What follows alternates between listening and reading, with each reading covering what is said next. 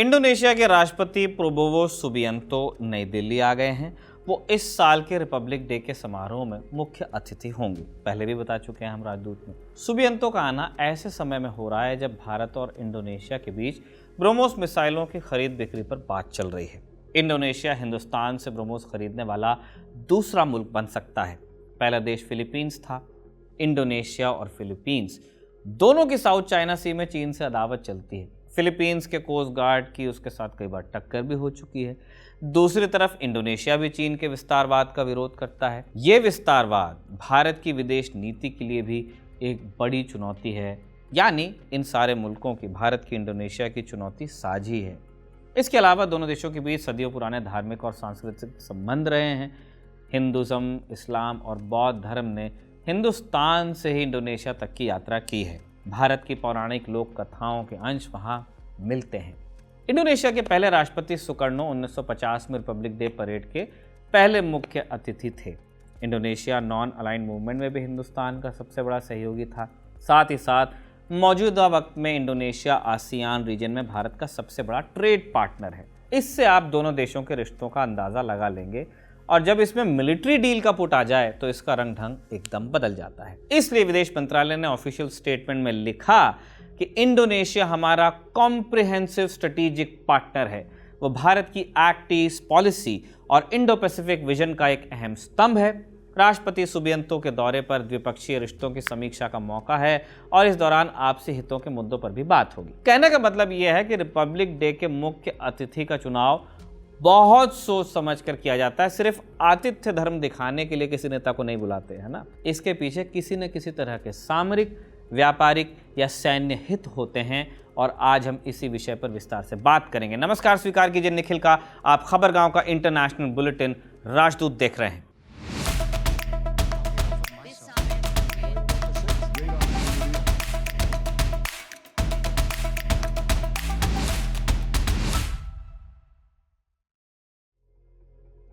भारत हर साल 26 जनवरी को Republic day या गणतंत्र दिवस मनाता है।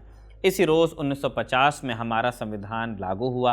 रिपब्लिक डे के दिन कर्तव्य पथ पर परेड निकलती है और इसमें देश के अत्याधुनिक हथियारों और दूसरी उपलब्धियों की नुमाइश भी होती है। इस तरह से ये अपनी क्षमता दिखाने का एक अवसर होता है। भारत सरकार हर साल किसी विदेशी मेहमान को मुख्य अतिथि के तौर पर बुलाती है और ये भारत का सबसे बड़ा न्योता माना जाता है कि किसको रिपब्लिक डे पे बुलाया गया। जैसे बैस्टिल डे में फ्रांस बुलाता है।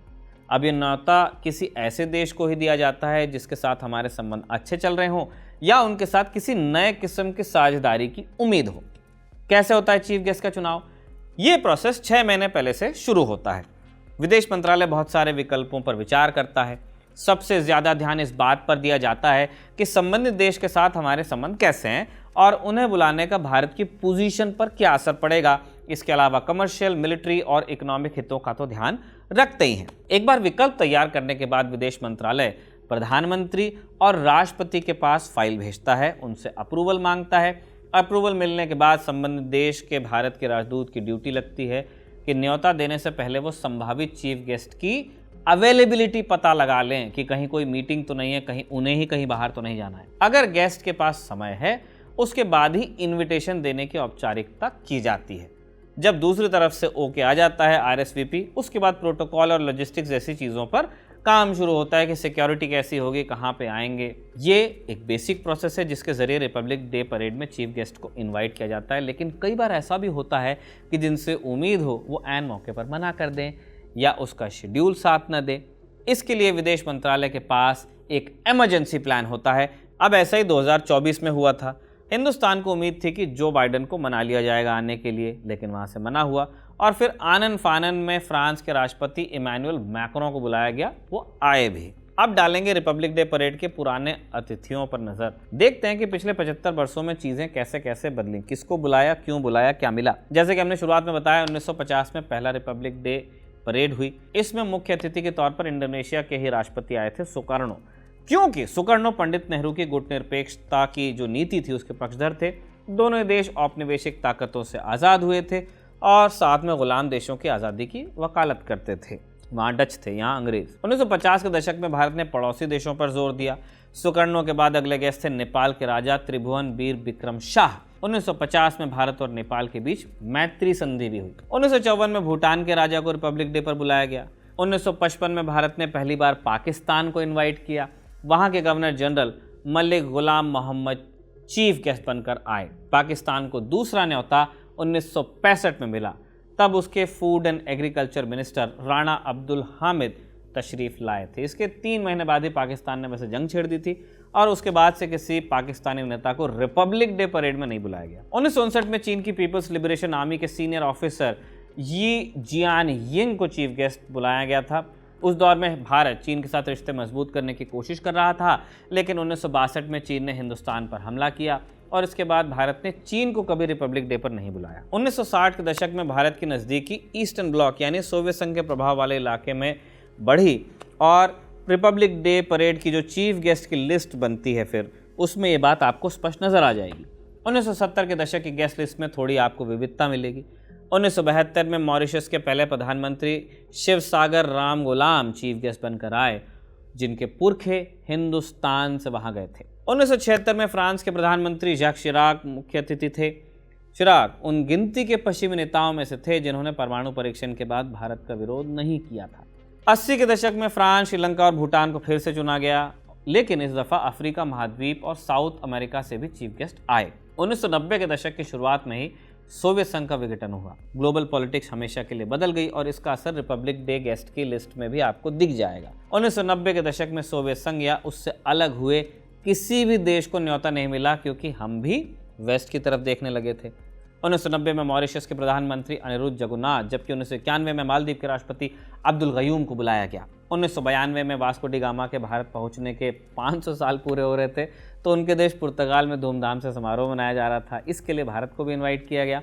भारत ने पहले तो इनविटेशन स्वीकार किया, लेकिन बाद में मना किया। बदले में फिर भारत ने पुर्तगाल के राष्ट्रपति मारियो सोरेस को रिपब्लिक डे में चीफ गेस्ट बनाकर बुलाया। सोवियत संघ का विघटन हो गया तो भारत को वेस्टर्न वर्ल्ड में सहयोगियों की दरकार पड़ी।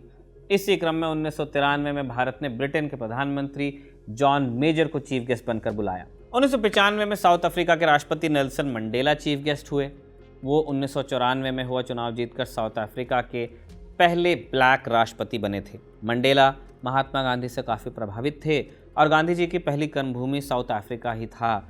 इसलिए मंडेला को न्योता देकर भारत ने ग्लोबल पीस और इक्वालिटी का मैसेज देने की कोशिश की। 1998 में जैक शिराक फ्रांस के राष्ट्रपति हो गए। भारत को लेकर उनका रुख वैसा ही था, पॉजिटिव। जहां एक तरफ अमेरिका और दूसरे पश्चिमी देश हिंदुस्तान से दूरी बना रहे थे, वहीं शिराक ने दोस्ती की पहल की। 1998 में ही भारत ने दूसरा परमाणु परीक्षण भी किया और इस बार भी शिराक ने भारत की आलोचना नहीं की और न ही किसी तरह के प्रतिबंध लगाए। 1999 में नेपाल के किंग बीरेंद्र को आमंत्रित किया गया। उस दौर में नेपाल में पाकिस्तानी खुफिया एजेंसी ISI का बड़ा दखल बढ़ रहा था। उसे रोकने में नेपाल सरकार के साथ की ज़रूरत थी। तब 2003 में ईरान के राष्ट्रपति मोहम्मद खतामी को चीफ गेस्ट बनाकर बुलाया गया। ये वो दौर था जब भारत और ईरान के बीच चाबहार पोर्ट को लेकर बात चल रही थी। बाद में भारत को इस पोर्ट के ऑपरेशनल राइट्स भी मिले। ये भारत के लिए अफगानिस्तान और सेंट्रल एशिया में जो स्टांस है आपके, वहाँ तक पहुँचने में काफ़ी अहम है। 2005 में भारत ने भूटान के राजा जिग्मे सिंगे वांगचुक को न्योता भेजा। भूटान ने असम के उग्रवादी संगठन उल्फा के खिलाफ निर्णायक कार्रवाई तब की थी।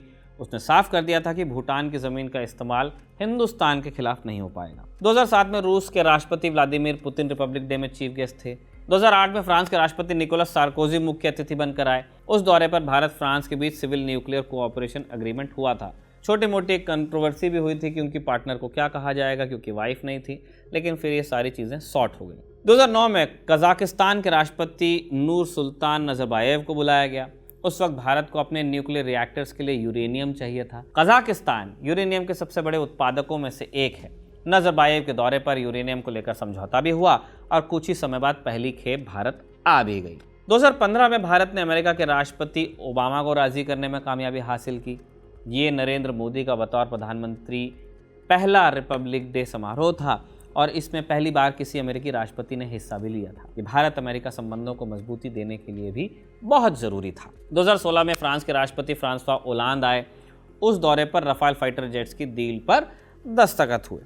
2017 में भारत ने UAE के क्राउन प्रिंस मोहम्मद बिन जायद अल नहयान को बुलाया। वेस्ट एशिया प्रधानमंत्री मोदी की विदेश नीति की प्राथमिकताओं में रहा है। पहले कार्यकाल के शुरुआती महीनों में ही उन्होंने UAE का दौरा भी किया था। 2018 में आसियान के 10 शीर्ष नेताओं को चीफ गेस्ट बनाकर बुलाया गया। ये भारत की एक्ट ईस्ट और नेबरहुड फर्स्ट पॉलिसी को ध्यान में रखकर किया गया। 2019 में अमेरिका के राष्ट्रपति डोनाल्ड ट्रंप को बुलाने की कोशिश हुई, लेकिन सफलता नहीं मिली। तब साउथ अफ्रीका के राष्ट्रपति सिरिल रामाफोसा को न्योता देकर बुलाया गया। 2020 में बड़े इंटरेस्टिंग गेस्ट आए। ब्राज़ील के राष्ट्रपति जायर बोल्सोनारो।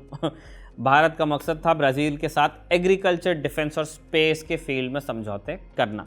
2021 और 22 में कोविड की वजह से रिपब्लिक डे परेड किसी विदेशी मुख्य अतिथि के बिना ही संपन्न हो गई। कोविड के बाद रिपब्लिक डे के पहले मुख्य अतिथि थे मिस्र के राष्ट्रपति अब्देल फतह अल सीसी। इजिप्ट अफ्रीका महाद्वीप में दूसरी सबसे बड़ी अर्थव्यवस्था है।